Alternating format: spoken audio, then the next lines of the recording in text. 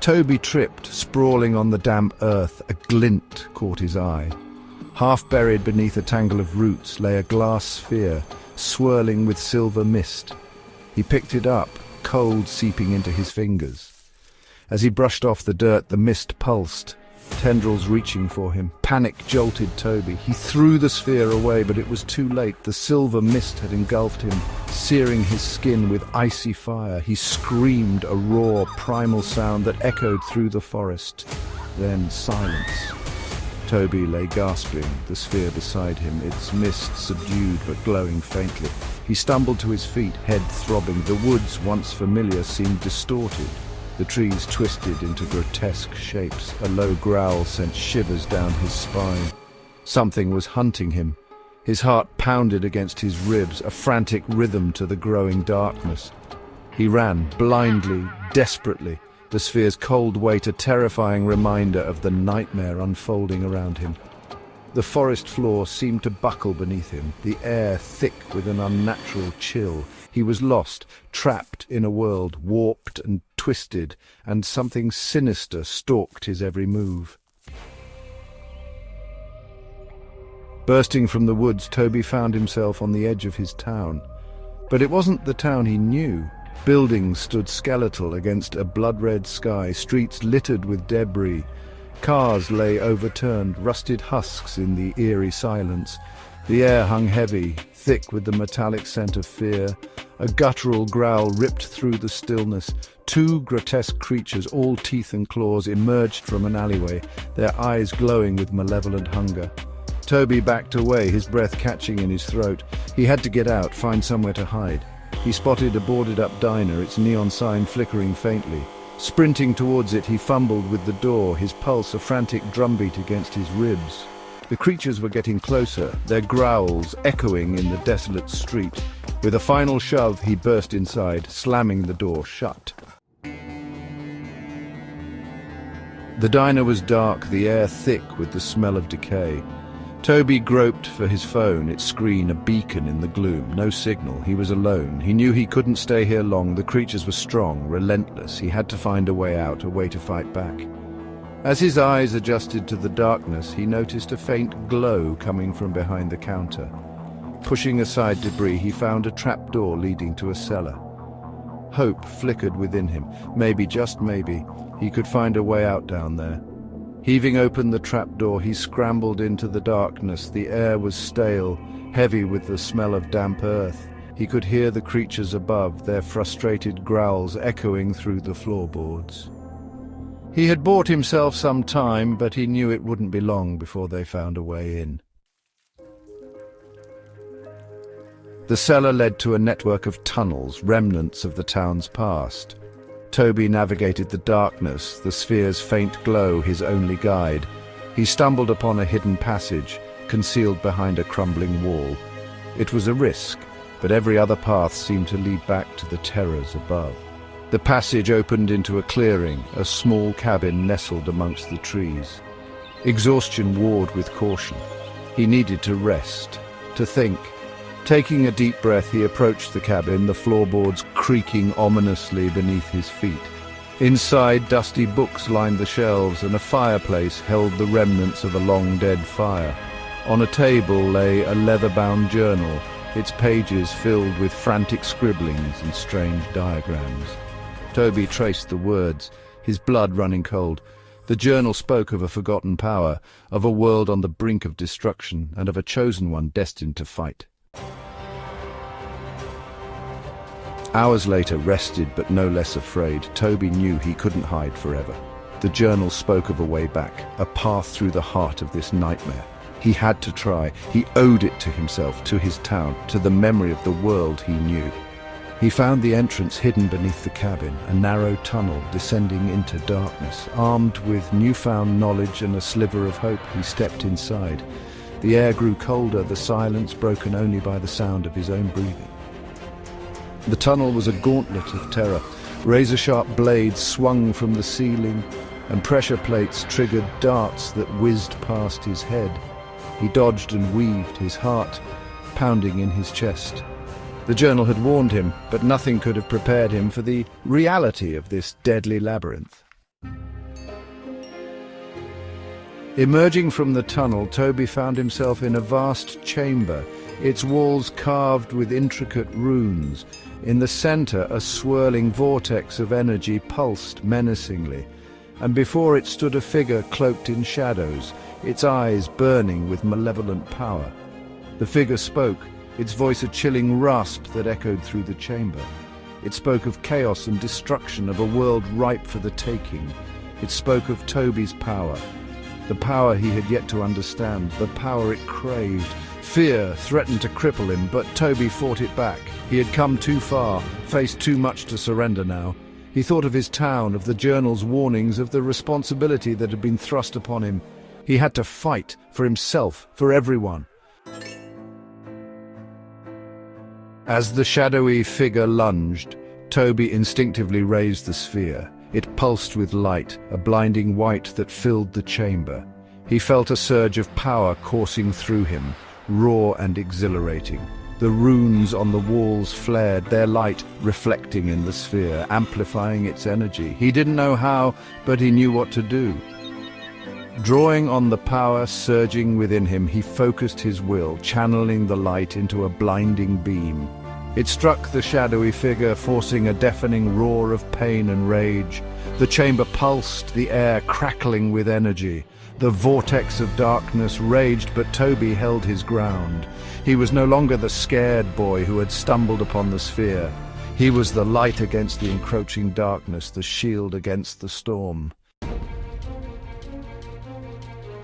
The battle raged, a blinding clash of light and shadow that shook the very foundations of the chamber. Toby fought with everything he had, fueled by a power he was only beginning to understand. He moved with newfound speed and agility, deflecting attacks and returning fire with growing confidence. Finally, with a surge of raw power, he unleashed a final, devastating blast of light. The shadowy figure shrieked, its form dissolving into nothingness, leaving behind only an eerie silence. The vortex of energy sputtered and died, the runes on the walls fading back into stone. Exhausted but triumphant, Toby stood amidst the ruins of the chamber, the sphere warm in his hand. He had faced his fears, embraced his destiny, and emerged victorious. But he knew this was only the beginning. The journal had hinted at other threats, other battles to be fought. He was ready. He was the keeper of the sphere, the bringer of light, and he would not falter. Kylo, a young warrior, trained under ancient masters. They taught him courage and righteousness. Whispers of darkness reached the monastery. Stories of the Dark Commander spread fear. An exhausted messenger arrived. He spoke of ravaged villages. The Dark Commander was real. Kylo knew he couldn't ignore the call. This was his destiny. He sought the counsel of the Masters. They spoke of an ancient prophecy. Kylo was this warrior. They gave him an amulet to weaken the Dark Commander.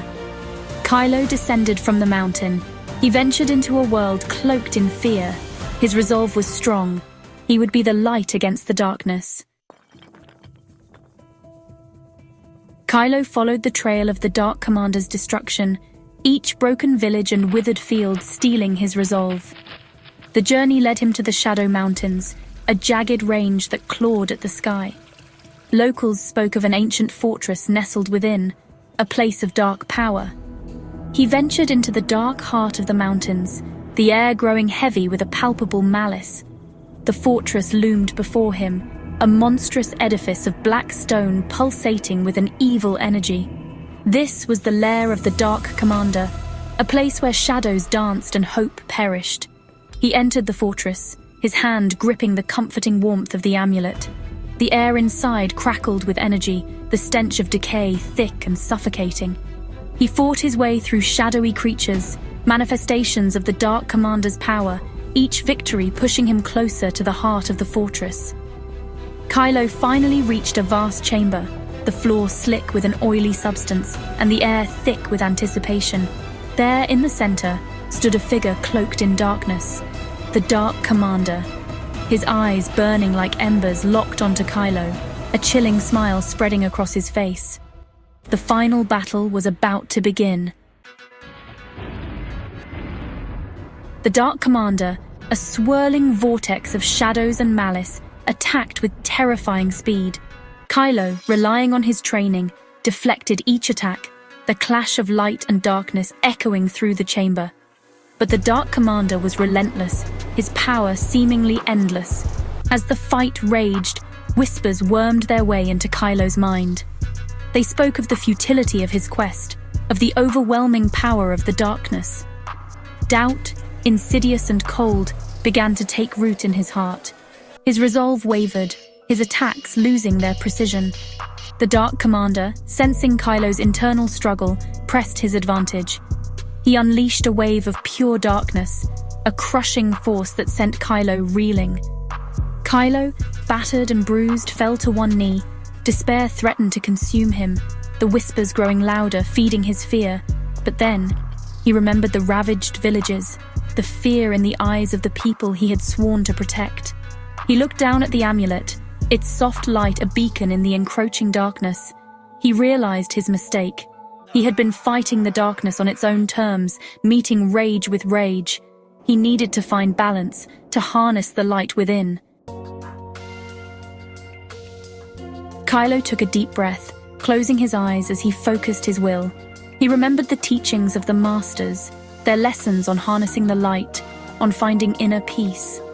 He pushed back against the whispers of doubt, replacing them with a quiet determination. He rose to his feet, his stance no longer that of a warrior bracing for impact, but of a conduit, a channel for the light. The amulet in his hand pulsed with renewed energy, bathing the chamber in a warm glow. The darkness recoiled, the shadows shrinking back from the light. The Dark Commander, his confidence shaken for the first time, lashed out again. But his attacks lacked their previous ferocity. Kylo met them with a newfound calm, his movements fluid, his defense impenetrable. He was no longer just fighting, he was guiding, channeling the light, pushing back the darkness. With a final surge of power, Kylo unleashed a blinding wave of light. The chamber filled with a deafening roar as the light crashed against the Dark Commander. When the light subsided, the Dark Commander was gone, vanquished by the overwhelming power of Kylo's balanced energy. News of the Dark Commander's defeat spread like wildfire, igniting hope in the hearts of the downtrodden. Kylo, hailed as a hero, returned to the mountain monastery, but his victory felt incomplete. The world, still reeling from the Dark Commander's influence, was out of balance. Strange storms ravaged the land, the seasons became unpredictable, and the land struggled to bear fruit. Even the ancient masters seemed baffled by the chaotic turn of events. They studied ancient texts, their brows furrowed in concern. Kylo felt responsible. He had defeated the Dark Commander, but the world was still far from harmonious. He realized that victory wasn't the end of his journey. It was just the beginning. He was no longer just a warrior fighting a single enemy, but a guardian tasked with restoring balance to the world. Driven by this newfound purpose, Kylo embarked on a new quest. He traveled from village to village, using his understanding of light and darkness to heal the land and restore balance. He learned that true strength lay not just in wielding light, but in understanding its delicate dance with darkness. Kylo's journey led him to remote corners of the world, each challenge teaching him more about the interconnectedness of all things. He calmed raging storms by finding the still center within himself, coaxed life back into barren lands by embracing the natural cycle of death and rebirth. He learned that darkness wasn't inherently evil, just as light wasn't inherently good. They were two sides of the same coin, forever intertwined, forever in need of balance. He realized that true peace came not from eradicating darkness, but from understanding and integrating it. His travels eventually led him back to the Shadow Mountains, the place where his journey began. Standing before the ruins of the Dark Commander's fortress, he finally understood. The world wasn't about achieving a constant state of light, it was about finding the equilibrium between light and darkness. With this realization, Kylo felt a profound shift within himself. He was no longer just a warrior wielding light, he was a conduit of balance, a guardian of harmony. The world around him seemed to respond, the land calming, the skies clearing. Kylo, forever changed by his journey, dedicated his life to maintaining the world's delicate balance. He taught others about the cyclical nature of light and darkness, emphasizing the importance of understanding and accepting both. He became a beacon of hope, a symbol of peace and equilibrium. He understood that darkness would always exist, just as light would. The key was not to eradicate one or the other, but to strive for harmony between them. It was in the balance, in the delicate dance between light and darkness, that true peace and prosperity could flourish. Kylo's journey taught him that every heart held both light and shadow. It was in the integration of these opposing forces, in the acceptance of one's own internal complexities, that true strength was found. This was the message he carried with him, the wisdom he shared with the world, ensuring that the balance he fought so hard to achieve would endure for generations to come.